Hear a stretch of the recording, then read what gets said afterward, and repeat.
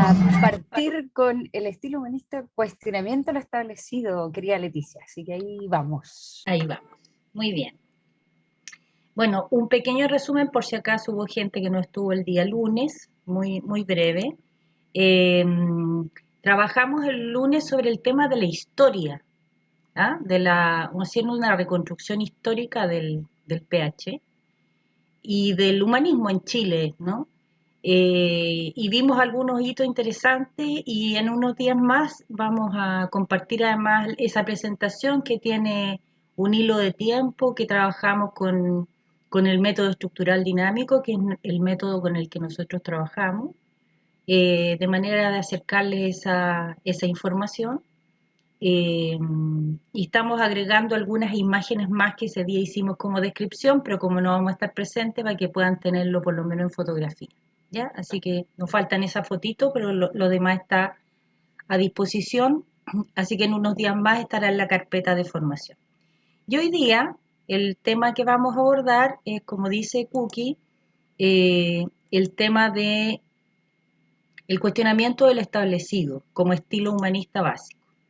Entonces, el modo de trabajo que vamos a tener hoy día es una exposición breve al inicio, después vamos a hacer un trabajo en grupos, un plenario y un cierre, si les parece.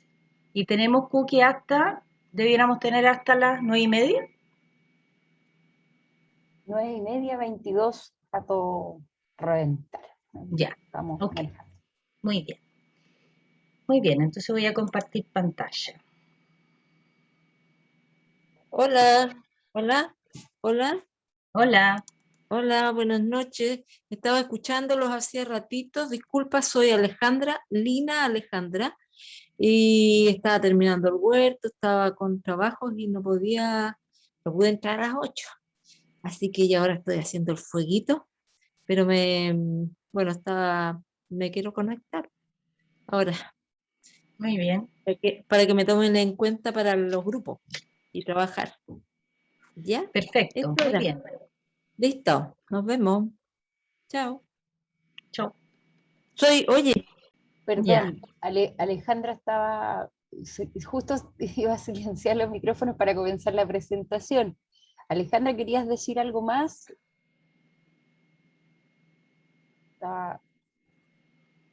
Bueno, disculpa. Ya. Bueno, entonces en esta escuela, esta sesión, que es la segunda, se refiere al estilo humanista, cuestionamiento de lo establecido.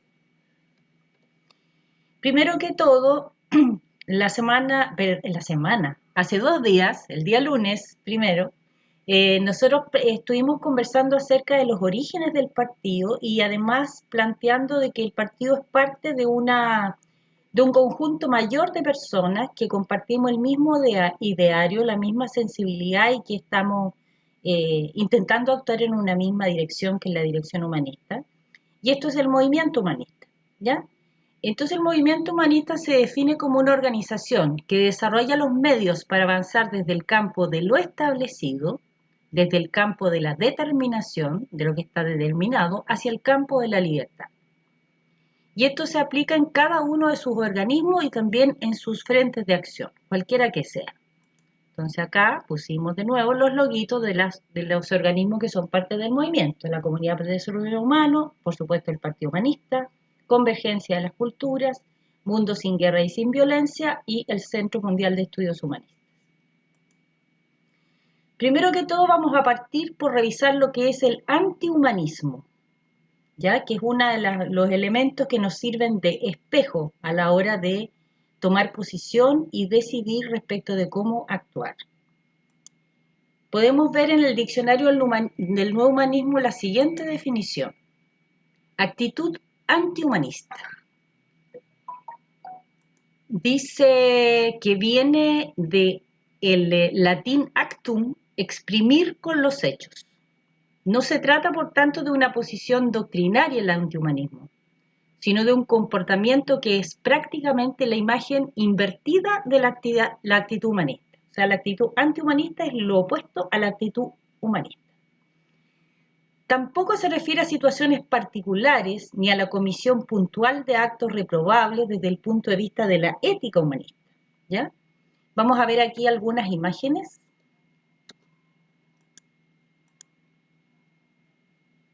Donde se puede expresar situaciones de sufrimiento humano que derivan de la implementación de una actitud antihumanista.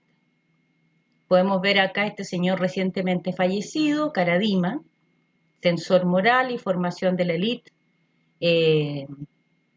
pero ejerciendo una gran violencia no solamente al conjunto de la población, porque esa élite era la dominadora de nuestra población chilena, sino además ejerciendo violencia directa, sexual, moral, en su propio conjunto de personas que lo seguían, especialmente jóvenes. Vemos acá una imagen más antigua, podría ser, que es de la Inquisición.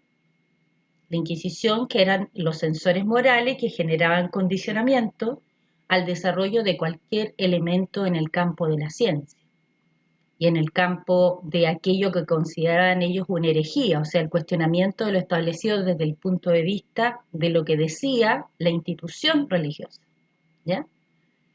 También podemos ver acá una imagen, ¿no es cierto?, donde hay una mano así como pegándole a una persona, que es el tema el antihumanismo ejercido cuando unos operan por sobre otros y los consideran objetos y por tanto los violentan. Por supuesto, expresión del antihumanismo es la pobreza, como aparece acá. Y también, como está acá, la violencia de género. Y también el hecho armado de la guerra, no solamente por la destrucción directa que producen, sino que también por la lacra que genera a nivel social, a nivel de sus niños, el miedo, etc. Las imposiciones que se hacen a través de eso. También vemos acá una persona con angustia, desesperada. Ustedes saben que nuestro país es uno de los países que tiene el mayor nivel de enfermedades mentales del mundo, ¿no? Y cosas dramáticas han ocurrido, como por ejemplo que se ha acabado en la farmacia antidepresivos o medicamentos como el Rabotril, y en el caso de cómo ha operado esto a nivel de la educación también, ¿no? Donde cualquier niño que se sale de la norma de estar quietecito y tranquilo, la metodología que se ha solido ocupar ha sido que se vaya al consultorio y les dan medicamentos para que estén quietitos, para que estén tranquilos. Hay una imagen acá también muy emblemática, que es de Giordano Bruno. Giordano Bruno, que estuvo dispuesto en una época, justamente en la época medieval, previo al renacentismo, donde estuvo dispuesto a morir por defender sus premisas científicas, que por lo demás eran certeras en la época, y se le acusó de herejía y no quiso bajar el moño, diríamos, ¿no? Sino que él mantuvo sus premisas y fue quemado en la hoguera por eso. Tenemos acá abajo una imagen de la censura. Todas estas cosas, e incluido este monito que encontré aquí que me pareció muy interesante, donde hay un señor del sistema bancario comiendo pollo, una torta, donde está el gobierno, ¿no? Y el pueblo flaquito mirando cómo comen, es otra forma de violencia que se da en el mundo cotidiano, digamos, la violencia económica, la violencia política, ¿no es cierto?, la violencia de las élites. Entonces, ¿qué decimos? Que la actitud antihumanista, en definitiva, es un modo personal de emplazamiento en el mundo, un modo de relación objetivante. ¿Qué significa esto? Que convierte a otros seres humanos en objetos y no en personas. ¿Y cómo hace eso? Negando su intencionalidad, elemento esencial del factor humano, y la libertad de otros seres humanos. Entonces, básicamente, se caracteriza la actitud humanista, antihumanista, por ese modo personal de emplazamiento en el mundo que objetiva a las demás personas, las convierte en objetos y no en sujetos con intención y derechos, y niega su intención y su libertad, ¿no? Cuando ustedes reciban este PowerPoint van a poder ver de que acá todo esto tiene link y los va a llevar a la fuente, que es el diccionario del Nuevo Humanismo, ¿ya? donde están estas definiciones además específicas. Por lo contrario, que es el humanismo, que ya habíamos dicho que la actitud antihumanista es el opuesto a la actitud humanista. El humanismo presenta como base y como aspiración el desarrollo de la actitud humanista, no solamente desde el punto de vista de la acción personal, sino que también de lo colectivo y el modo como las sociedades se organizan, ¿no? La actitud humanista ya estaba presente como actitud, como forma de estar en el mundo, como comportamiento, antes de que se acuñaran palabras como humanismo o humanista y otras cuantas del género. En lo referente a la actitud mencionada es posición común de los humanistas en las distintas culturas y además en las distintas épocas de la humanidad, las siguientes. Lo primero, la ubicación del ser humano como valor y preocupación central. En una sociedad como esta, el centro ha sido una determinada creencia religiosa en una etapa, en otros momentos ha sido, qué sé yo, el Estado, en otros momentos ha sido el dinero, como es el momento actual. Han sido otros elementos y no el ser humano. Entonces lo que se plantea es que si se pone todo al servicio del ser humano, podrían modificarse los comportamientos sociales, pero también la organización de las sociedades. Entonces ese es el primer elemento, la ubicación del ser humano como valor y preocupación central. Lo segundo es la afirmación de la igualdad de todos los seres humanos. O sea, uno de los elementos humanistas tiene que ver con considerar que los seres humanos en esencia somos iguales y que no puede haber distinción, por tanto, por el hecho de que seamos de géneros distintos, que tengamos colores de piel distintos, que tengamos creencias distintas, que hayamos nacido en continentes distintos, que incluso podamos tener entre nosotros edades distintas, o sea que uno sea de una generación mayor, que hoy día, como está todo basado en el dinero, como ya no producen, parece que son desechables, o los niños, que son desechables de otra manera porque no producen, ¿no? O sea, en razón de las valoraciones también es como vamos considerando las diferencias entre los seres humanos. Independiente también de las culturas, y entonces de ahí viene su complemento, que es el reconocimiento de la diversidad personal y cultural. En la actitud humanista, las diversidades son valiosas. Palabras incluso como tolerancia a lo diverso, ¿no? Es una terminología que no nos gusta mucho, no nos acomoda mucho. Nosotros nos gusta más hablar de convergencia de las diversidades, porque consideramos de que la historia humana se ha podido desarrollar en la medida que esas diversidades se han expresado. Por lo tanto, son valiosas, son fundamentales para el desarrollo de la humanidad. Y no basta con, comillas, tolerar las diversidades, sino que es necesario incorporarlas, porque si somos todos iguales, entonces el aporte de cada cultura, de cada cualidad particular que uno tiene con la de otro, se complementa y hace de la sociedad una sociedad mucho mejor. Una sociedad donde todos somos iguales, pensamos igual, actuamos igual, nos gustan las mismas cosas, es una sociedad de robots, no es una sociedad verdaderamente humana. Entonces no solamente reconocemos esta diversidad personal y cultural, sino que además la valoramos y nos gusta que en nuestro espacio esa diversidad se exprese, ¿no? Cuarto, la tendencia al desarrollo del conocimiento por encima de lo aceptado o impuesto como verdad absoluta. Es decir, exactamente lo opuesto a lo que veíamos antes en esta imagen de Giordano Bruno o de la Inquisición o de cualquier otro que en razón de la posición de poder que tenga, la creencia que tenga, etcétera, impone lo que está bien, lo que está mal. Prohíbe el estudio y el desarrollo de la ciencia, incluso del arte en sus distintas expresiones.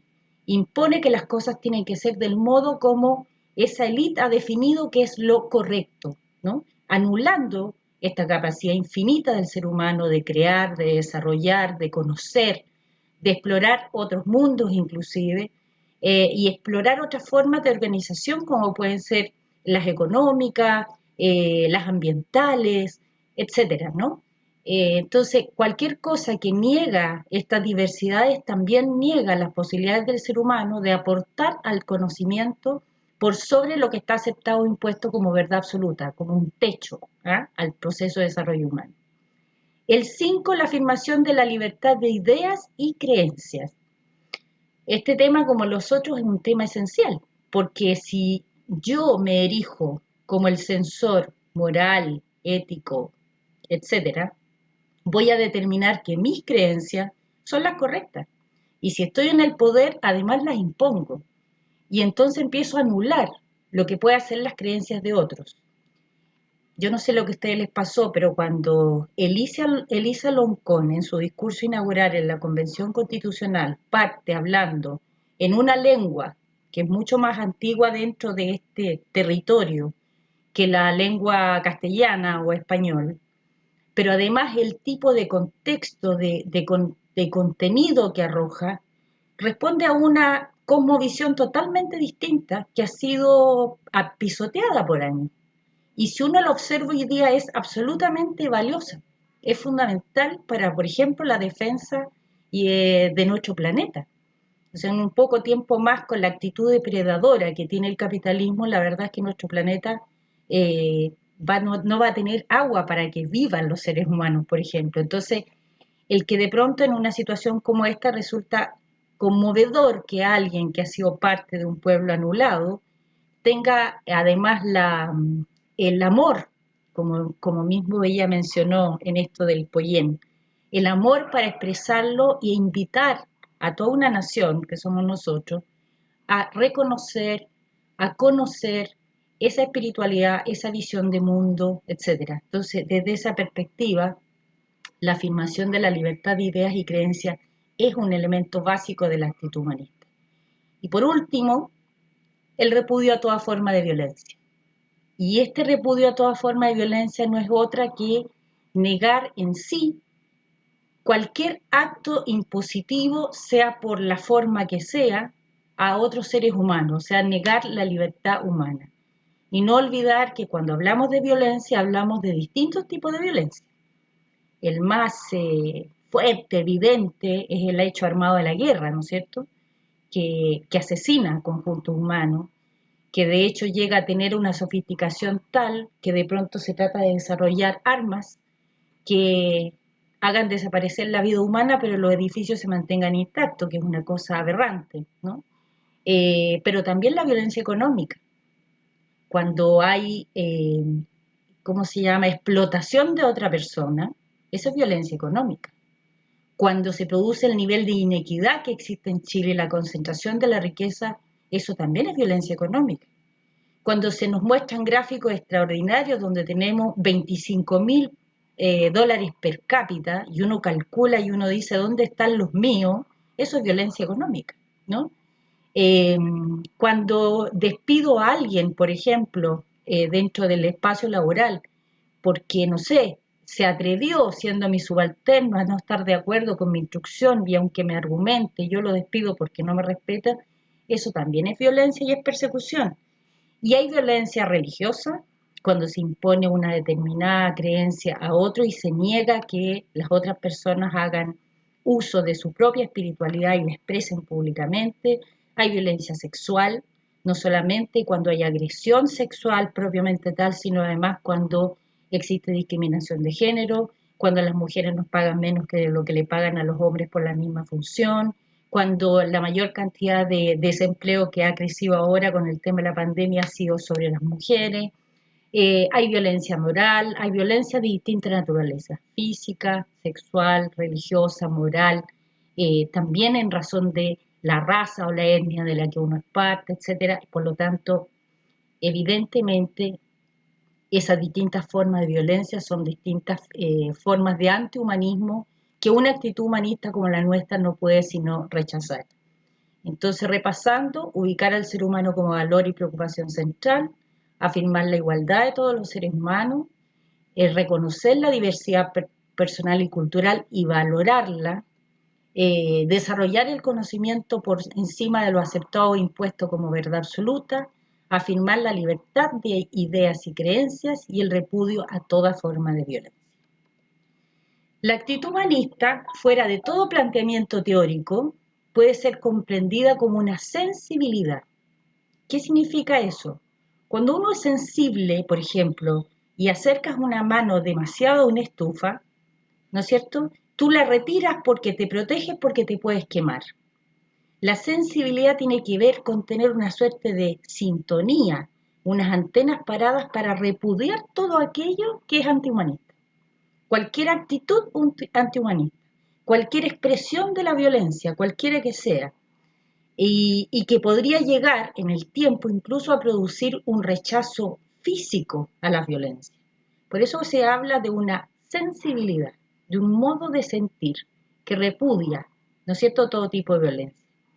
Entonces, esto sería un emplazamiento frente al mundo humano en el que se reconoce la intención y la libertad en otros y en el que se asume compromisos de lucha no violenta contra la discriminación y la violencia. Entonces estamos hablando de que la actitud humanista representa una sensibilidad, o sea, yo soy sensible al dolor y sufrimiento humano y lo que lo produce.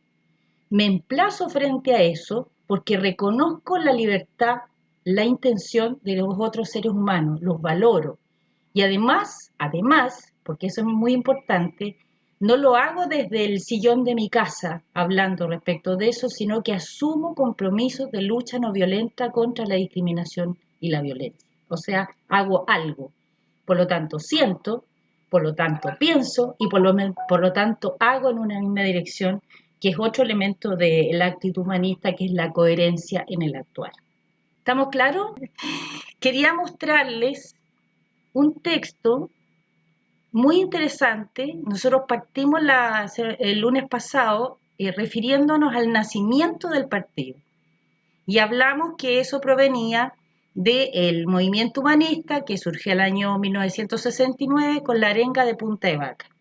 Muchos años después, el 2008, se hizo desde ese mismo lugar que es Punta de Vaca una serie de conferencias sobre distintas materias, sobre espiritualidad, sobre diversidad, sobre distintas cosas, de un espacio que hay ahora, hay construcción en Punta de Vaca. Cuando fue la primera arenga eran 3 montañas enormes y 3 ríos que se cruzaban, así que ustedes pueden imaginar la energía que se acumula en ese lugar, digamos.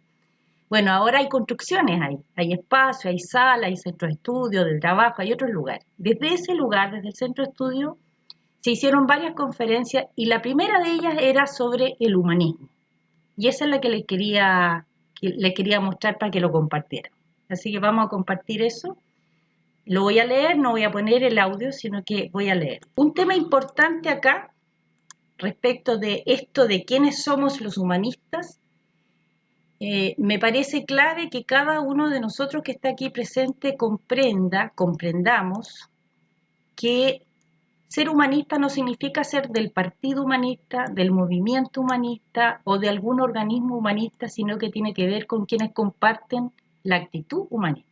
Por lo tanto, hay mucho más humanistas en el medio de lo que nosotros hemos todavía detectado y conocido. Entonces vamos a ver qué dice Silo, Mario Rodríguez Cobo, aquí está en el centro de estudio haciendo la locución, de lo que es el humanismo y quiénes somos los humanistas. Entonces dice, los humanistas somos mujeres y hombres de esta época. Reconocen los antecedentes del humanismo histórico y se inspiran en los aportes de las distintas culturas, no solamente de aquellas que en este momento ocupan un lugar central. Son, además, hombres y mujeres que dejan atrás este siglo y este milenio y se proyectan a un nuevo mundo. Los humanistas sienten que su historia es muy larga y que su futuro es aún más extendido. Piensan en el porvenir, luchando por superar la crisis general del presente. Son optimistas, creen en la libertad y en el progreso social. Los humanistas son internacionalistas. Aspiran a una nación humana universal. Comprenden globalmente el mundo en que viven y, importante, actúan en su medio inmediato. No desean un mundo uniforme, sino múltiple. Múltiple en las etnias, lenguas y costumbres. Múltiple en las localidades, las regiones y las autonomías. Múltiples en las ideas y en las aspiraciones. Múltiples en las creencias, el ateísmo y la religiosidad. múltiple en el trabajo, múltiple en la creatividad. Los humanistas no quieren amos, no quieren dirigentes ni jefes, ni se sienten representantes ni jefes de nadie. Los humanistas no quieren un Estado centralizado ni un paraestado que lo reemplace. Los humanistas no quieren ejércitos policíacos ni bandas armadas que lo sustituyan. Pero entre las aspiraciones humanistas y las realidades del mundo de hoy se ha levantado un muro. Ha llegado, pues, el momento de derribarlo. Para ello, es necesaria la unión de todos los humanistas del mundo. Bueno, a mí me parece que eso nos da un faro, nos da una señal de que seguramente varias de las personas que fueron llegando primero y que comentaron que recién estaban conociendo lo nuestro, se sienten a gusto. Mira, que hay millones más en el mundo que tal vez se sienten solos y no sienten sintonía con lo que está pasando en el mundo, pero no tienen cómo conectarse y no se van a conectar si no nos conectamos nosotros. ¿Ah? Nosotros no tenemos un canal satelital que transmita esto para todo el planeta. Aquí nos vamos a ir conectando como nos conectamos nosotros, con amigos, con la familia, con el vecino, con la actividad que hiciste en la esquina. Esa es la vía, es el boca a boca, es la relación y sobre todo es la referencia en la acción que uno tenga. Si uno es coherente en su actuar, si uno es capaz de tratar a los demás como yo quiero que me traten, si uno es capaz de discutir lo establecido pero dar salidas de acción, si uno es capaz de ayudar a que se organice la gente entre sí, si uno ayuda a aportar a este momento histórico que tiene una nueva sensibilidad, existe. O sea, lo que estamos viendo en Chile está siendo observado en muchos lugares del mundo. No hay que olvidarse que nuestro país fue el experimento perfecto del neoliberalismo. Se instaló esto acá sin ningún paralelo de nadie. Instalaron el modelo tal cual como fue diseñado y cautelado por la fuerza de las armas. Y además se vendió al mundo como que éramos los jaguares de Latinoamérica. Y resulta que de pronto la gente se levanta, partiendo por los jóvenes, no nos olvidemos, la gente se levanta, empieza a manifestarse, empieza no solo a decir lo que no le gusta, sino que además decir lo que sí le gusta, lo que sí quiere. Así que las visiones del resto de Latinoamérica nos están mirando. Y así como dato les puedo comentar anoche, yo participo en el colegio de profes, yo no soy profe, pero trabajo ahí y entonces se está haciendo el Congreso Nacional de Educación. Está empezando, ayer se inauguró, ¿ya? Y había profesores de por lo menos 6 países más latinoamericanos, algunos de los cuales dijeron, oye, los estamos mirando, son nuestra esperanza. Entonces también hay una especie de caldo de cultivo social en nuestro país que es muy interesante y uno se va dando cuenta que te encuentras con gente en la calle y conversa con ellos y dice, pero si esta persona piensa igual que yo, siente igual que yo. Entonces cuando dice, ha llegado el momento de derribar este muro y para eso es necesaria la unidad de todos los humanistas del mundo, tenemos que ir buscando los otros humanistas que están a nuestro alrededor, que son millones y que son gente buena que está haciendo su intento y que muchos de ellos se sienten solos y de pronto si conectan con alguien que tiene la misma sensibilidad, se va a producir una convergencia muy importante. Veo que Martín escribe ahí, en el Congreso participó Gabriel Salazar. Así es, que hizo una exposición fantástica respecto al rol de las nuevas generaciones en nuestra convivencia social y además planteó de que en realidad no hay soberanía si no hay poder y el poder se construye desde la base. El poder no es desde arriba hacia abajo, el poder lo tenemos que construir desde abajo, desde nuestras relaciones con nuestro medio inmediato y esa es la invitación que estamos haciendo.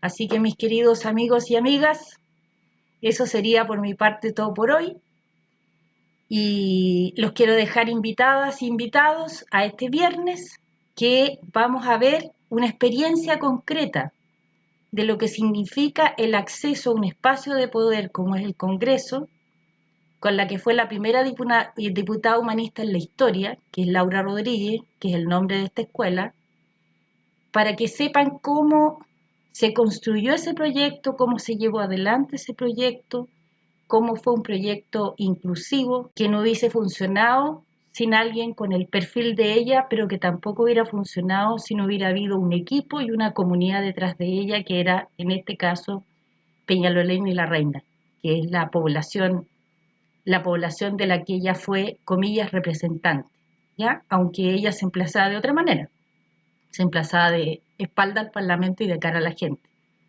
No se ponía de espalda a la gente y de cara al Parlamento, sino que el emplazamiento era exactamente al revés, ¿no?